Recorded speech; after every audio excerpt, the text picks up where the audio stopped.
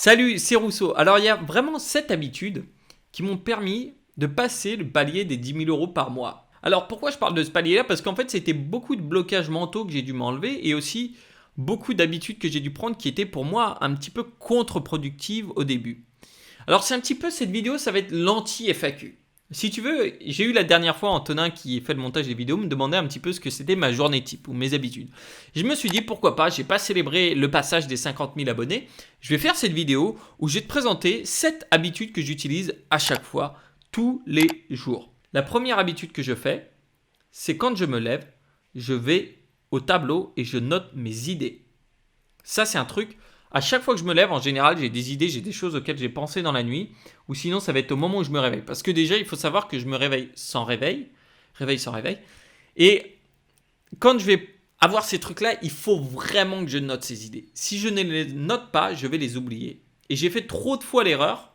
Je procrastinais, je me disais non, mais c'est bon, je vais m'en souvenir après. Je m'en souviens pas du tout. Tu vois, par exemple, ce matin, j'ai noté 2 idées de vidéos sur le tableau.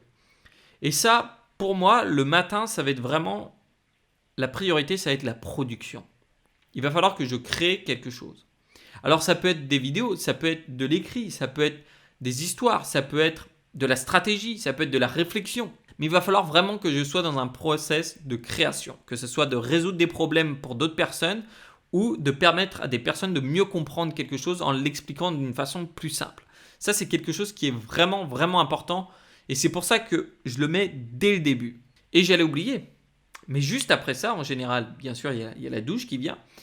Et je prends un citron avec de l'eau. Je me presse un citron avec de l'eau. Alors, on peut voir qu'il y a une certaine dextérité quand même dans le pressage du citron. On a fait un petit peu le minimaliste. J'ai même pas un presse-agrumes. Je fais ça comme un sauvage avec une fourchette. Mais ça marche très bien. Pour ceux qui savent, comme ça, si vous avez besoin un jour, hop, tu agites ta fourchette et ça fonctionne nickel. Alors, la troisième habitude, ça va être en général, une fois que j'ai mis tout ce que j'avais dans ma tête, que j'ai fourni cet effort de production, mon cerveau il fait un burn-out, il est HS, t'as de la fumée qui sort de la tête, et là je vais faire du sport. Alors je vais pratiquer tous les jours une activité physique. En général j'ai la gym par exemple 5 fois par semaine. Alors quand je dis la gym c'est à la salle de muscu. Sinon ça va dépendre aussi du pays où je suis. En Thaïlande, étonnamment, je fais plus tôt la muscu parce que je voulais faire de la rééducation sur mon épaule. Et quand j'étais à Taïwan, eh bien, je faisais du Muay Thai. Alors tout le monde me dit que je suis complètement fou parce que du coup, ça devrait être l'inverse. Mais au final, pas du tout parce que là-bas, j'avais un très très bon studio. Donc bref, toujours une activité physique. Et si les 2 jours de repos, bah, ça va être plus, soit je vais aller nager dans la piscine, soit je vais aller marcher, soit je vais aller faire une randonnée. Tu vois, je vais essayer quand même de me bouger un peu. Il peut y avoir un jour où je fais rien du tout, je te rassure. Et justement pour les habitudes, je vais te donner un petit conseil après. Donc en général, eh bien, à 10h30, 11h, je vais à la salle de sport. Là d'ailleurs, je vois que je vais être un petit peu en retard puisque je suis en train d'enregistrer cette vidéo. Une fois que j'ai fini ma séance, qui dure en général environ 1 heure, je vais faire 10 minutes de méditation. Alors cette méditation va me permettre de canaliser un petit peu. C'est vrai qu'il y a des moments où je vais arrêter la méditation pendant plusieurs mois et je vais la reprendre après.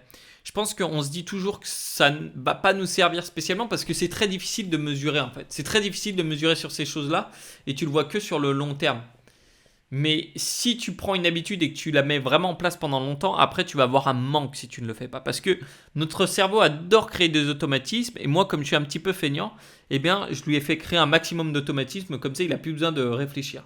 Faut que j'arrête de parler de mon cerveau à la troisième personne parce que je vais me faire interner à force. Un jour, on va me dénoncer et je vais me faire interner. Donc c'est dommage quoi. Et bien sûr, après cet effort physique et cette étape de méditation, vient le moment de se rassasier. Alors, j'ai la chance d'habiter dans des pays où ça coûte pas cher de manger dehors. Du coup, je mange tout le temps dehors. Tout le temps, je mange au resto. Et je vais essayer de manger sain. Alors, quand je dis je vais essayer de manger sain, c'est que je vais vouloir manger sain, mais des fois, ils vont mettre un peu de sucre dans la sauce, des choses comme ça. Donc, ça peut être énervant, mais sinon, ouais, je vais toujours essayer de manger sain au maximum. Pourquoi? Parce que je sais que déjà, je peux manger des trucs que j'adore en mangeant sain. Ça, c'est le premier truc. Et le deuxième point, c'est que je sais que si je mange, par exemple, je sais pas, je vais m'éclater un plat de pâtes le midi. Je sais que l'après-midi, je vais être défoncé, quoi. Je vais être comme ça, amorphe, et je vais vouloir faire qu'une chose, c'est faire une sieste. Donc du coup, je vais enlever ça. D'ailleurs, j'évite de manger des carbs pour le midi, étant donné que le carb, c'est sucre lent, je crois en français, ouais. Je vais éviter de manger ça le midi parce que sinon, ça me donnait envie de faire la sieste. Et pendant 1 an et demi ou 2 ans, à chaque fois, tous les après-midi, j'avais toujours ma sieste à 3 heures. Et du coup, j'ai remarqué que si j'évitais de manger du riz le midi, j'avais plus besoin de faire ma sieste. Ça, c'est un petit tip. Alors, ça ne veut pas dire que ça va marcher pour toi. C'est moi, en fait. Ça a marché sur moi. Et en fait, il faut étudier un petit peu son corps pour voir comment il va fonctionner.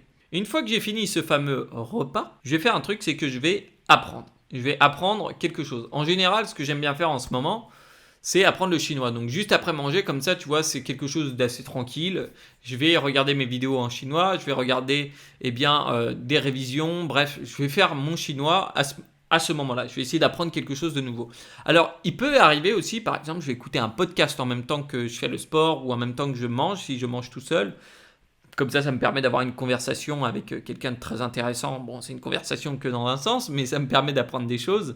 D'ailleurs, ça me fait penser justement le podcast Les Investisseurs qui est disponible, qui te permet d'avoir mais vraiment la crème de la crème des investisseurs. Et ça t'apprend énormément de choses, pas que dans investir son argent, mais aussi investir son temps.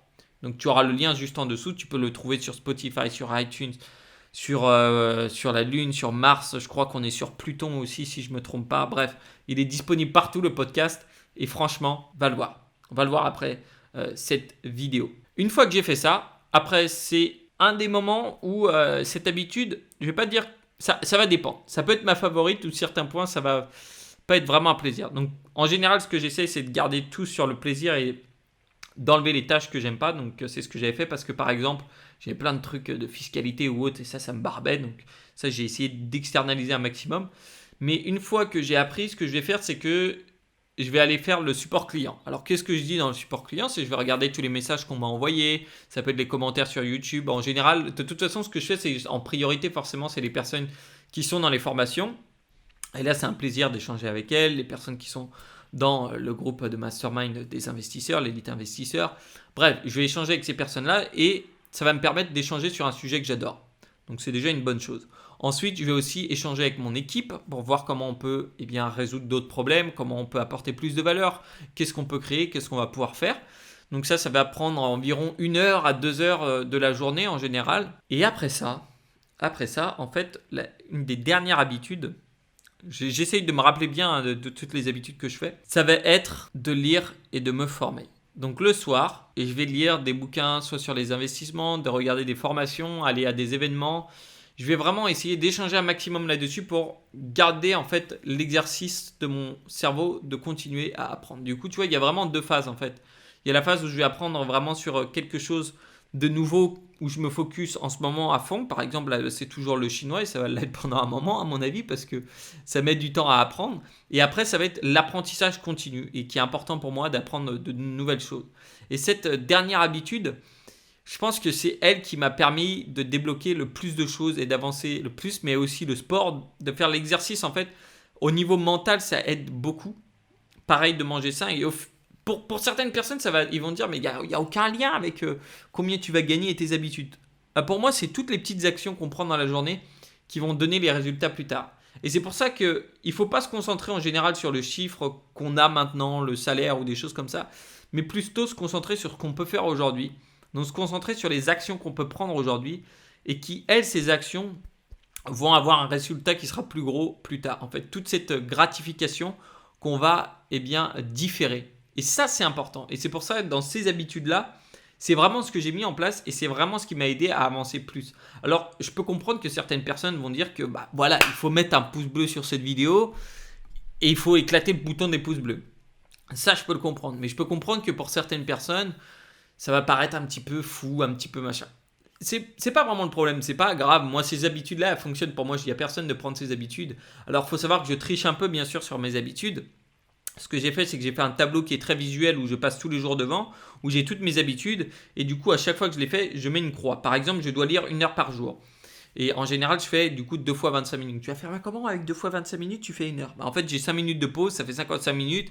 Mais c'est plus simple, du coup, je compte 1 heure et je me fais 2 fois 25 minutes. Si tu veux, tu pourras regarder la vidéo, je ne sais pas si elle est encore sortie, sur comment lire 2 fois plus et 2 fois plus vite, où je t'explique tout ça. Et donc, le fait que je passe devant et que j'ai toujours ces habitudes-là, donc j'en ai noté 5 justement, j'ai aussi les étirements, mais bon, je ne l'ai pas mis là-dessus dans cette vidéo.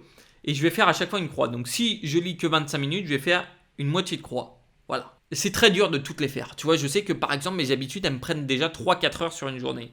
les habitudes hors boulot. Donc forcément, ça laisse plus tant que ça d'heures après pour le reste. C'est pour ça que déjà, je mets ma grosse priorité sur la matinée, sur la création, sur la production, et que je vais adapter après ma journée sur ce que j'aurais pu faire.